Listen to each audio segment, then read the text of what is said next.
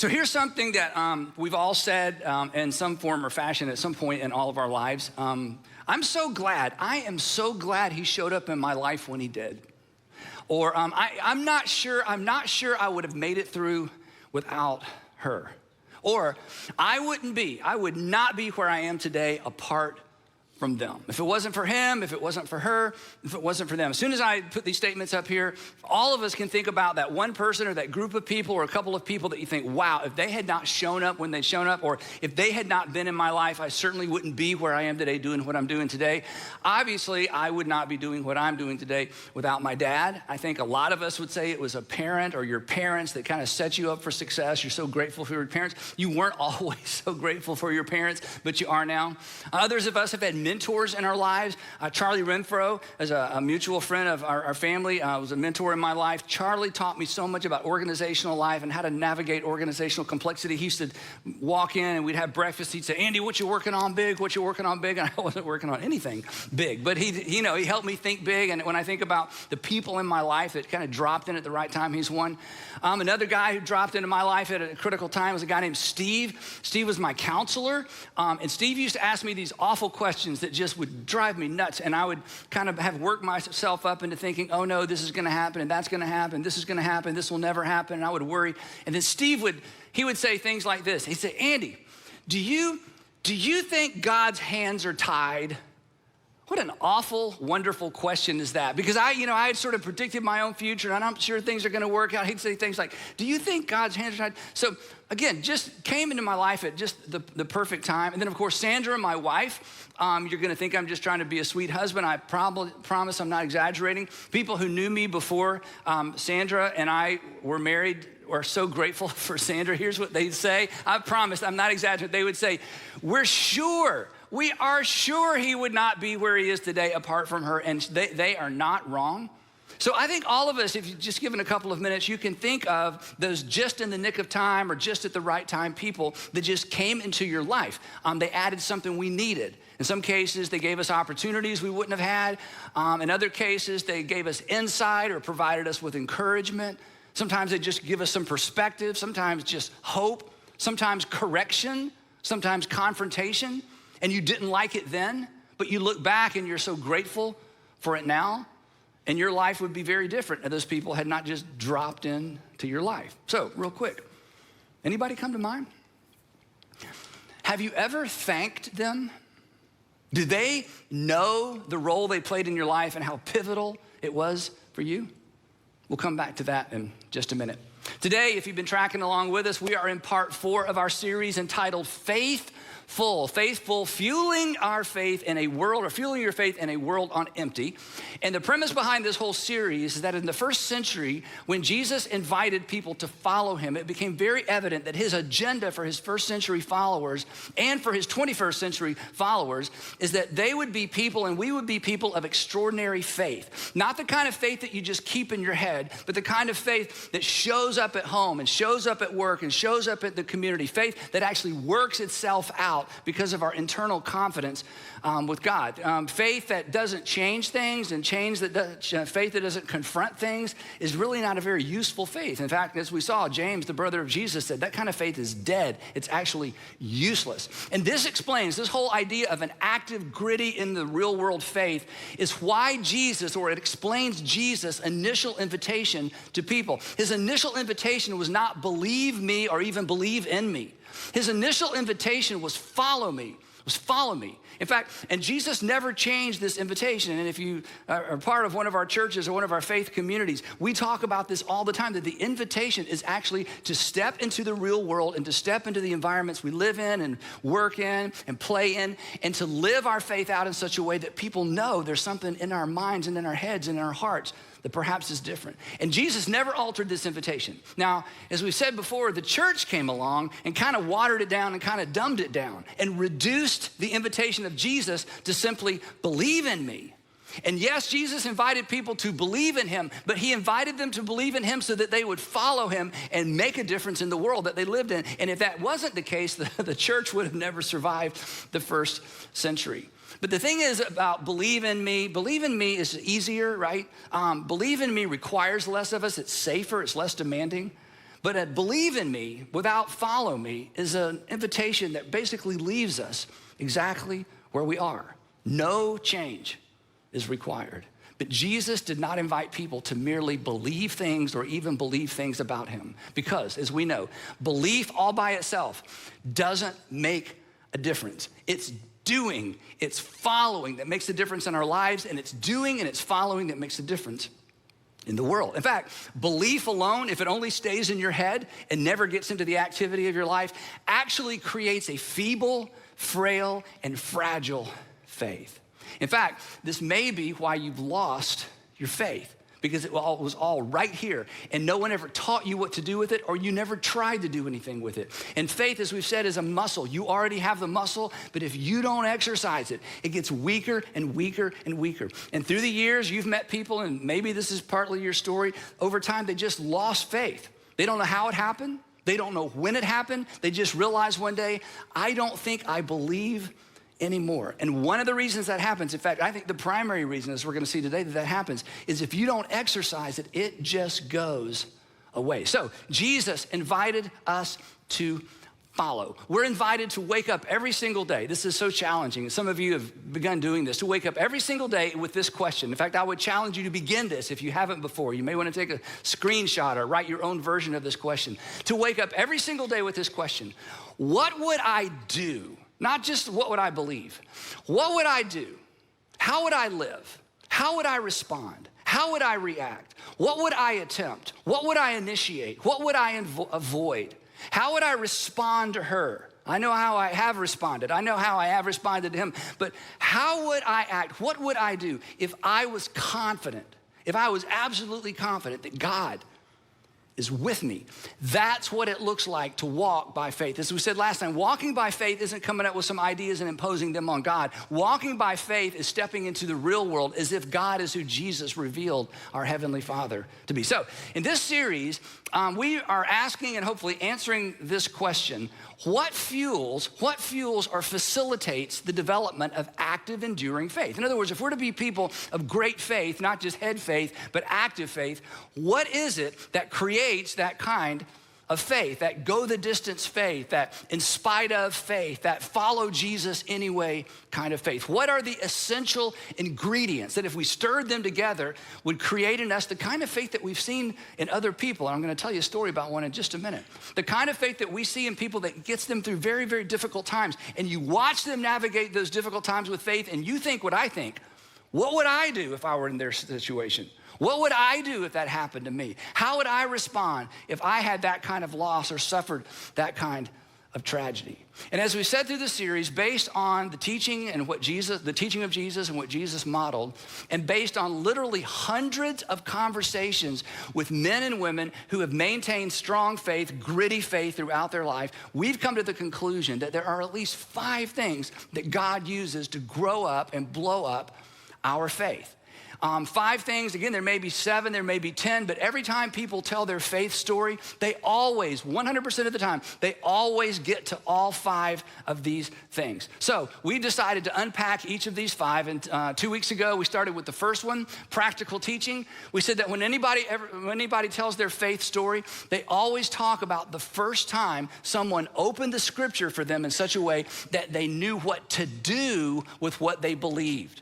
And so many times in so many churches, unfortunately, it's all about changing your thinking, or it's different ideas, or it's thoughts, or it's theology.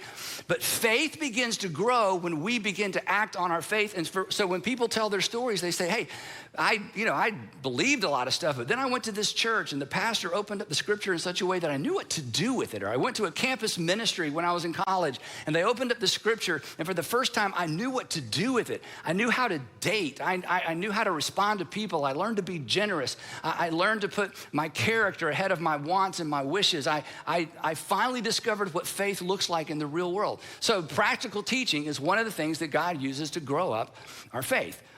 Because until we have handles and until we have application, we don't know what to do. And here's why it works. We talked about this. When our faith, when our active faith intersects with God's faithfulness on the back end, our faith grows. That is, when we experience God on the back end of a decision, that we've made in terms of following Jesus, when we've done something sacrificial for somebody else, when we've trusted God with the relationship, trusted God with our finances, on the back end, when we experience his faithfulness, our faith grows. Then last time we talked about this second, what we sometimes refer to as faith catalyst, and we talked specifically about personal ministry. When people tell their story about their faith, they say, yeah, I remember the first time I felt the nudge to serve somebody else, to step in and lead a group, to go on a mission trip, to begin giving consistently, to begin serving other people, and I didn't feel adequate, I didn't feel prepared. I knew they were gonna ask me questions I couldn't answer. I knew the kids in the class were smarter than me. I knew I was gonna be around a bunch of adults who'd been a Christian longer than me, but I just felt this nudge, and when I stepped into that environment of serving other people in Jesus' name, something happened on the inside of me. My faith grew. God came through, and when God came through, my faith grew. So today, we're gonna talk about the third of 5 things that God uses to grow our faith, and we refer to it as providential relationships. Providential relationships. When anyone tells their faith story, and if you were to stand up and tell your faith story, every faith story has this component of, and then I met this girl, then I met this guy, then I met this couple. Then we had these new neighbors that moved in, and we found out they were Christians, and it kind of freaked us out a little bit, but they were like the nicest, kindest people. Then they invited our kids to their church, and we thought, we need to check that out. And then we've become people of faith, and it was like God dropped them into our lives. Maybe your story is that your mom remarried, and your stepfather, your new dad, was a Christian, and you were introduced to faith. But when people tell their stories, they always talk about, then I met these people. Then these people came into my life. Somebody invited me to their small group. This group of girls on my college campus invited me to a small group. I'm like, what's a small group? Sounds kind of strange, but it was in that small group that I was introduced to faith in Jesus, or maybe a coach. I mean, it goes on and on and on. But the point is this: when you consider your story, and when you consider those people in your story, it's as if God dropped them into your story, right? It's like he dropped them right into your life at just the right time. And in the moment, you don't know that. But as you look back and you think about what a defining moment that was for you, when you think about the change that happened because of that relationship, you can't help but feel that it was somewhat providential. It was like it was divine intervention. In fact, it may have been an intervention, right? A couple of friends showed up and said, we got to talk to you, and you knew what they wanted to talk about, and you did not want to talk about it, and they talked about it to you anyway. And it was a reversal for you, a change for you. And as much as you resisted and as angry as you were because they were sticking their nose in your business, you look back now and you think, you know what? You say, those were some of the best friends I ever had. That was providential. God brought them along at just the right time. And I don't know where I would be today if it weren't for those 2 guys, for those 2 girls, for that group of people. Now, the other side of this is a lot of you, many of you, maybe all of you have actually played this role in somebody else's life, but you didn't know it. You were just being a good friend. You were just being a good boss. You were just being a good citizen. You were just doing what you knew to do. But when those people tell their story, you're in their story because God brought you in and dropped you into their life at just the right time. But for the person on the other side of your defining moment, you know, the person that God dropped into their life, again, we don't know when it's happening. We always know in retrospect. We only know when we're looking back. Now, defining moments, you know what a defining moment is? It's that moment you look back and think, wow, it was defined me for good or bad. Defining moments always involve other people. They always involve some sort of relationship. Again, either good or bad. I'm so glad I met them, or I wish I had never met them, right? So we shouldn't be surprised. We shouldn't be surprised that one of the things that God uses consistently to grow up and blow up our faith are relationships. Because this is actually how Christianity began. Do you know how Christianity began? It began like this: that God sent his son into the world as one of us to interact with us, to change us. That's the gospel. That the whole Christian story began that the Word, God, was made flesh. He became one of us, showed up on planet Earth, and began intersecting with the lives of people. And anybody whose life intersected with Jesus, it was a defining moment. It was clearly providential because Jesus had been sent from God. And then those people began to intersect with other people's lives. And again, those were defining moments, providential relationships as well. I want to tell you about one real quick. It's kind of one of my favorite little Jesus narratives that doesn't get a lot of attention. Jesus comes to a young guy named Philip, And he says, Philip, I want you to follow me. And he had invited Peter, Andrew, James, and John. He says, Philip, I want you to follow me. And Philip, instead of just saying, okay, I'll follow you, Philip says, okay, but I need you to wait here for just a minute. And Philip goes and he gets his buddy Nathaniel. And he says, Nathaniel, you're not gonna believe this. We have met the Messiah. And Nathaniel's like, sure you have. Sure you have. I mean, we've been waiting for the Messiah for hundreds of years. You haven't met the Messiah. Besides, who is this Messiah? And Philip's like, no, it's Jesus of Nazareth. And Nathaniel's like, no, the Messiah doesn't come from Nazareth. In fact, nothing good comes from Nazareth. Nazareth, can anything good come from there? So he disses Jesus' hometown. I mean, Nathaniel is just not interested. At which point, Philip, if he were like most of us, would be like, okay, you just stay here and have your little itty bitty insignificant life. I'm gonna go follow Jesus. We're gonna change the world. My name's gonna be in the Bible. Your name's gonna be nowhere, okay? So that would have been the logical thing to do. I'm gonna follow Jesus. I gave you a chance, okay? For the rest of your life, you're gonna look back on this deal. You should have bought Google stock and you should have followed Jesus, okay? But you missed it, okay? So anyway, instead of that, Philip's not gonna give up. You know what he does? This is so powerful. Philip says, okay, look, Nathaniel, I don't know about the Nazareth thing. I don't know about where the Messiah is supposed to come from, but I'm just telling you, look, come and see. This is the greatest invitation. I can't answer your questions. I can't explain it. Just come and see. And Nathaniel meets Jesus and recognizes who Jesus is. And Nathaniel thanks Philip for the rest of his life because he had a ringside seat. Nathaniel got a ringside seat to what God was doing in the world to bring about the salvation of the world. And he would have missed it if it hadn't been for Philip. And Philip almost allowed him to miss it, but he just didn't say, he just wouldn't give up. And don't you know, I mean, every time Jesus did something amazing, that, Nathaniel would turn to Philip and say, I'm so glad you invited me. I'm so glad you invited me. I almost missed it. Now, that little piece of narrative reminds me of something that happened to me and to Sandra and to me that I want to tell you about. Many years ago, a couple moved from the Northeast to Alpharetta, right around here where we live. And their neighbor, Nick, realized they weren't church people, they weren't faith people, and didn't seem to be interested. So Nick decided to invite them to his church. He didn't attend one of our churches. He had attended a church in their community. So he invited them to church. Tim, the husband, was like, I don't know. Carla was a little more open, but Nick just stayed on top of it. So he finally got them to attend their church. They went, and then they went to a couple of special events. Tim, the husband's like, I really don't want to do the church thing. And Carla was trying to be polite to the neighbor. So after 4 or 5 or 6 visits to their church, Tim and Carla said, Nick, thank you, but no thank you. We appreciate it, and just no more of that. Well, if you're Nick, you're thinking, I get extra credit. I invited my neighbors to church, and they didn't want to go to church, but God, I've been persecuted for my faith and rejected, and, we'll forget this, right? You know what Nick did? This is amazing. Nick was so convinced that Tim and Carla needed faith in their life. He said, okay, well, I want to take you to a different church. And Nick... And Tim's like, I don't want to go to any church, not even a different church, no church. Carla was like, okay, and Nick just stayed on time. And so Nick invited Carla to North Point Community Church. He brought her to the 9 o'clock service. Then on the way back to drop her off, had to explain what they had just experienced because this was really different than anything she'd experienced in church before. Drops her off, and then he went to his church. And the next Sunday, he did the same thing. And the next Sunday, this went on for so long. Their 2 kids said to their dad, Daddy, where does Mr. Nick and Mommy go every Sunday morning? This is kind of strange, true story.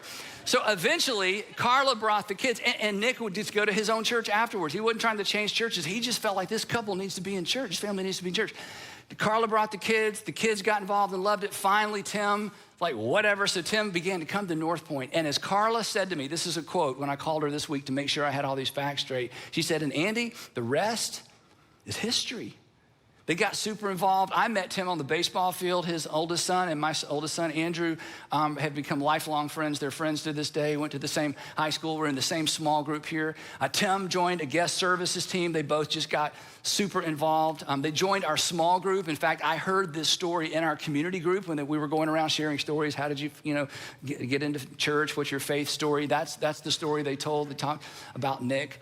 So we become lifelong friends. And then in 2013, Tim was diagnosed with ALS, this horrible, horrible, terrible disease that you know about. And his doctor said, you got 3 to 5 years to live, Tim.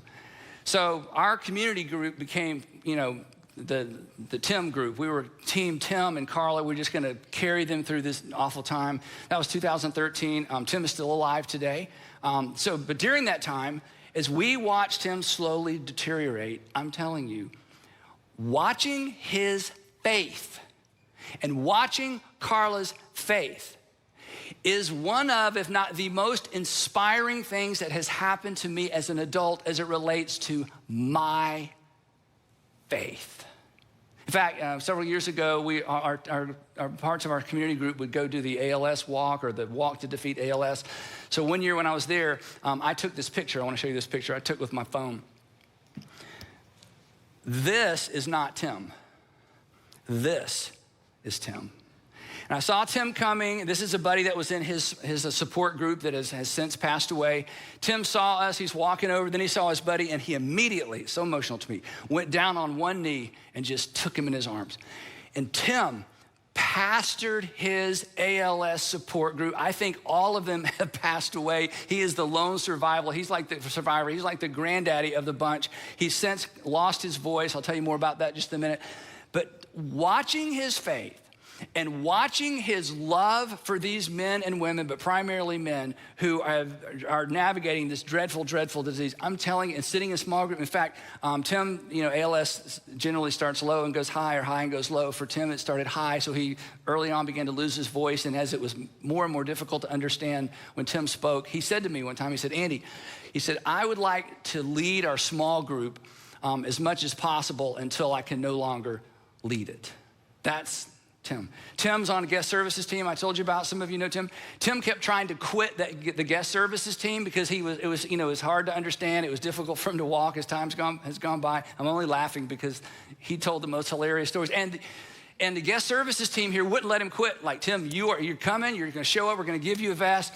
Finally, he couldn't walk and he couldn't talk, so they put him in a golf cart with a middle school girl. They said, you drive, she'll do the talking. And there are some of the things that happened that it would take too long for me to describe that are so funny because he has maintained his sense of humor in the midst of this dreadful, dreadful disease. But I'm just telling you, for the folks in our community group that have walked this walk with him, our faith is bigger and our faith is richer and our faith is more gritty and real worldly, watching them maintain their faith in God through these difficult, difficult times. That's the power of providential relationship. But again, we couldn't have chosen that. You don't choose a providential relationship. In fact, you can't create a providential relationship. If you created it, it wouldn't be providential, right? But here's the thing.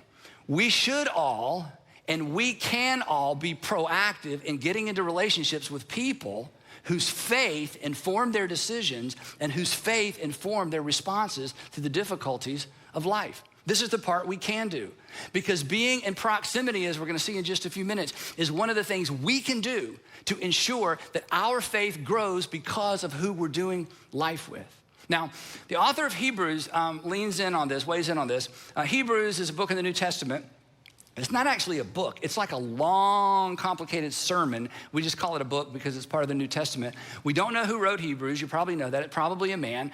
And in one section of Hebrews, the author is urging these Galileans and these Judeans, these sons and daughters of Abraham, not to give up their faith in Yeshua and Jesus and Messiah. So they believed in God, but they were new to faith in Jesus. So he's urging them, don't give up your faith. And so here's what he says as he urges them to hang on. He writes this. He writes, let us, talking about that faith community, primarily Jewish believers, let us hold, love this word, unswervingly. We've all driven swervingly. This is unswervingly. Let us hold unswervingly. That is a straight, direct line to the hope we profess. For he who promised, and here's our word, is faithful. He's like, you can't let go of your faith in God. If you let go of your faith in God, where are you going to place your hope? Because God has done something right here among us. This was written in the first century. There are still eyewitnesses of the resurrection. He's like, you can't let go of your faith because he who has promised is faithful. But they were going through very difficult times. So consequently, he's like, hey, don't give up. And then he says this, in order to facilitate us holding on unswervingly, he says this, and let us consider, that is, let us think about it, contemplate, let us focus on, let us consider how we may, and here it is, spur one another on. He's like, if your faith is gonna remain rock solid, if you're gonna maintain your faith, you're gonna need some other people, and some other people are gonna need you. He says, I want you to give some thought to how you can spur other people on in their faith. And then this is the great part. But not just faith that's here. He says, toward love and good deeds. In other words, he's saying, I want you to help each other live out your faith in the real world. Why? Because when our faith intersects with God's faithfulness on the back end, our faith gets bigger. So he's like, I want you to spur one another on. I want you to get in each other's face. I want to make sure you're still getting together. And I want you to hang on to faith. And I want you to hang on to faith in such a way that it shows up in the real world. And then he says this. In fact, what he says next is the verse of scripture that I'm sure over 100 people texted me, voicemailed me, emailed me during 2020. Not giving up meeting together. In fact, some of you emailed me this verse. Andy, we're supposed to not give up meeting together, which is always curious to me, and I was not rude to anyone, but here's what I thought. Do you really think we've abandoned giving up together? Do you know how many chairs we own? We own more chairs in all of our Atlanta area churches than any other organization I know about. We have not abandoned giving up together. We just took a pause. We just took a break. But anyway, lots of people sent me this verse, which is always curious to get verses from people like, oh, I'd never seen that in my whole life. Okay, but anyway, those are what things I think, not the things I say, except to you. Okay, so let me read it again. Not giving up meeting together, as some are in the habit of doing, and here it is again, but encouraging one another. Now, here's the question. Why? This is huge. Why?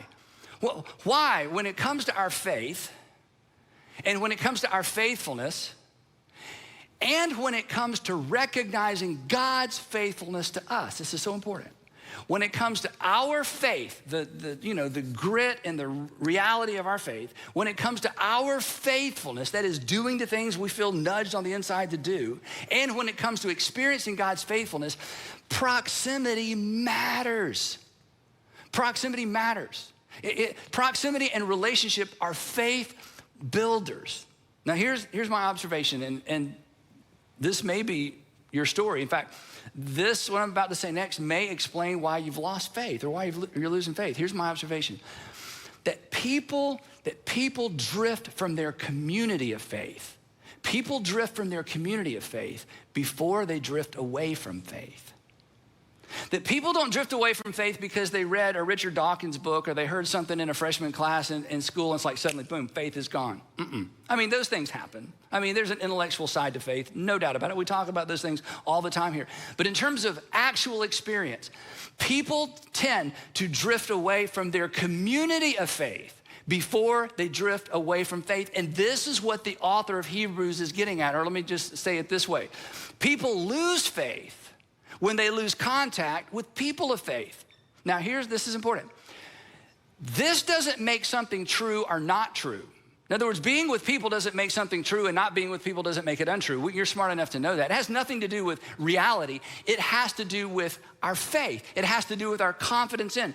And if you allow yourself, or I allow myself, to drift away from my community of faith, it's only a matter of time until I begin to lose faith.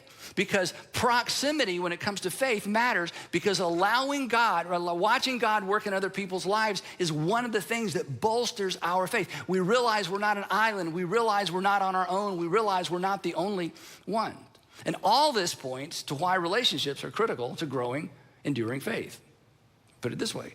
When we see, and this is what happened to us with Tim and Carla, when we see God's faithfulness in somebody else's life, it's easier to trust him with ours. When we see God's sustaining grace, when we see God's sustaining faith, when we see God's activity in someone else's life, in someone else's circumstances, when we see it in other people, it is easier to trust him with ours, especially when we're walking through a valley, or especially when things aren't working out and things aren't up to the right. Now, most of us, as I said at the beginning, while most of us have experienced this in some sort of unexpected, out of the blue kind of providential way, again, there is something we can do to facilitate this faith catalyst. There's something we should do. We actually have a role to play. And that role is simply this. We got to stay connected. We gotta stay connected. Staying connected to a community of faith grows and sustains and builds our faith. And here's the amazing thing, and it positions us to play a role in someone else's faith journey as well. Now, when we started our church 25 years ago, we knew about these five faith catalysts because of work we had done with students for many, many, many years. So we organized our church around these five, and we organized specifically to providential relationships. We knew that we couldn't program a relationship, and you certainly can't program or organize a providential relationship, but we could organize to increase the potential of a providential relationship. This is why we do community groups. This is why we want you in small groups. It's not just so you'll have something to do. You've got enough to do, but we want you doing life with other believers so you can experience their faith and they can experience yours. Again, I cannot imagine the loss it would be to me not to know Tim and Carla live. It would be a loss to me, which sounds selfish, but I'm just telling you, apart from community group and being in group with them, we would not have had this journey with them together. And they would tell you, they're not sure where they'd be without our group and the support that we've been to them. We didn't plan that. We just planned, let's put people in groups. And as people have grouped up, these things just happen. And many of you could stand and tell your own story. The other thing we did from the beginning, and we were the first church that I know of to do this. A lot of churches do it now. With our children, our middle school and our high school students, when you serve, and many of you signed up to serve last week, we're so excited about that, and we still love to have more of you. We connect adults and high school seniors, or high school students oftentimes, to children, and the group leaders for children stay with those children 3 or 4 years. The reason is because the relationship is or more important than the content. When somebody plugs in with a middle schooler in the 6th grade, our goal is for those adults to stay with those middle schoolers 6th, 7th, and 8th grade, because the relationship is or more important than the content. The same with high school.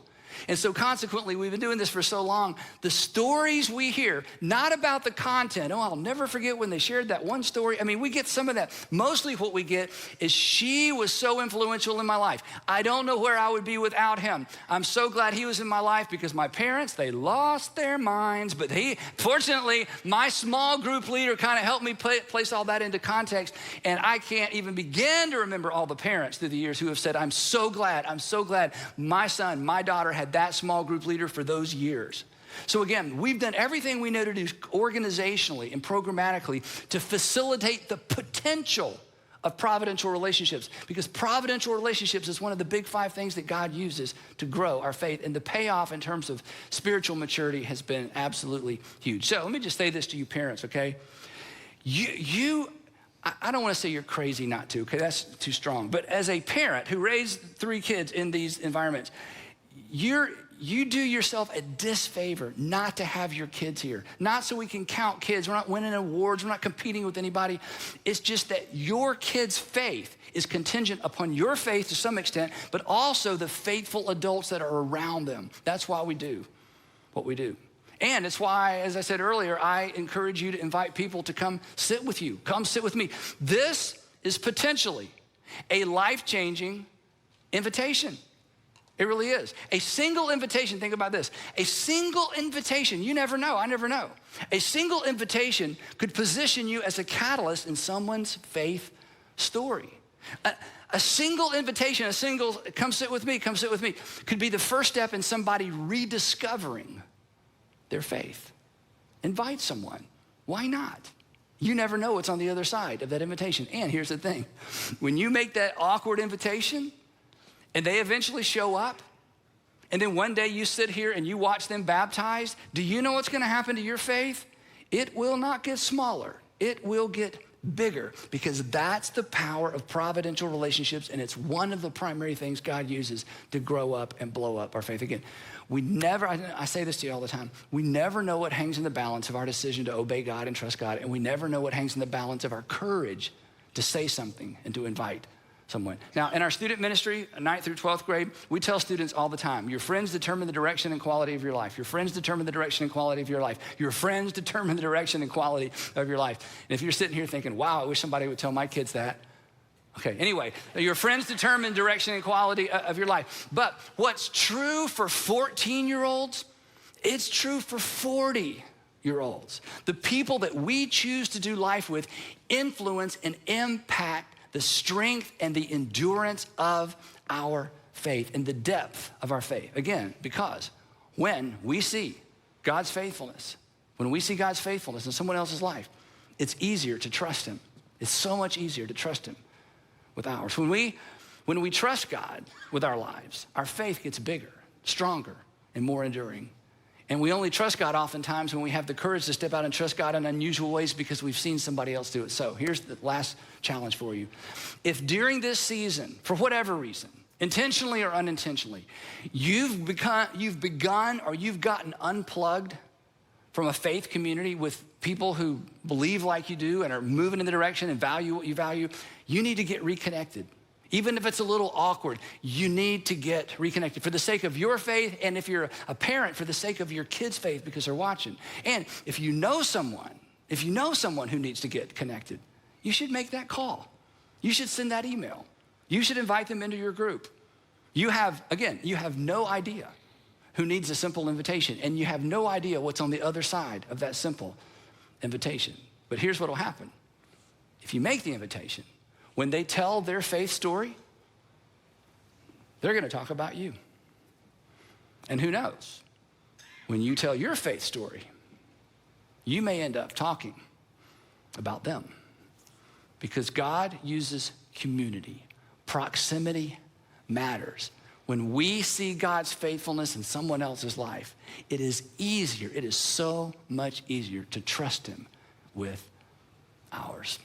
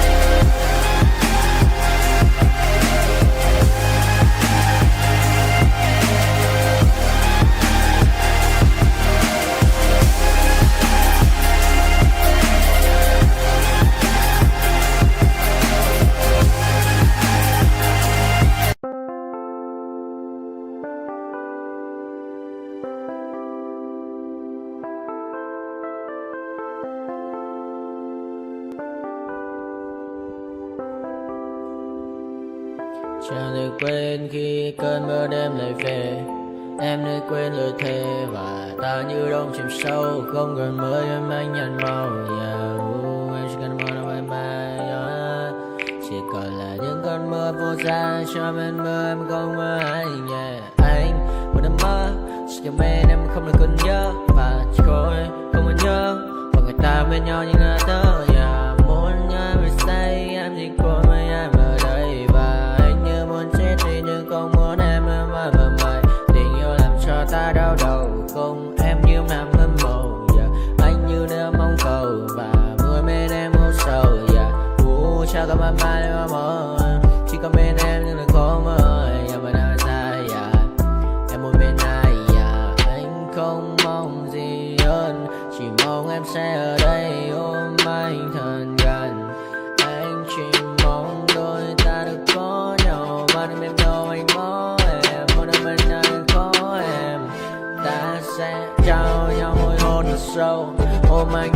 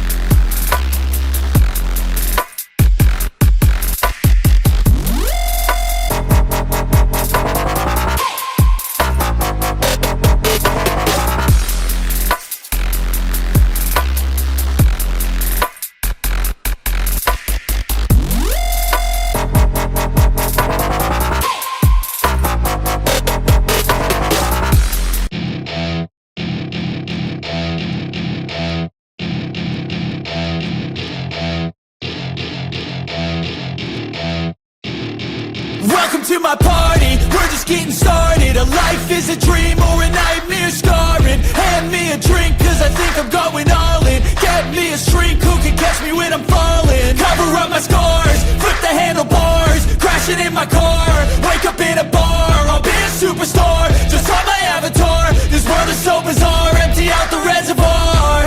Yeah, I'm taking 6 shots, yeah, straight to the face. And I wanna get lost, I'm sick of this place. Don't know how to stop when I'm feeling this way. So I'm taking 6 shots till I'm feeling okay.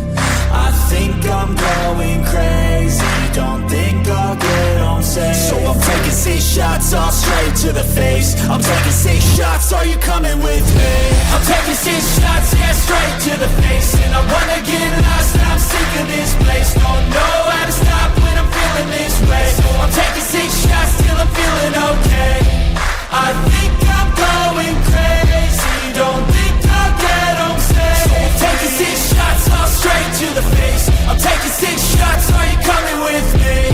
Sometimes you need to let loose, grab juice, get goose, tattoos, taboos, get screwed. Loosen up, buttercup, all those hate comments will never make you feel enough. We're all adequate graduates,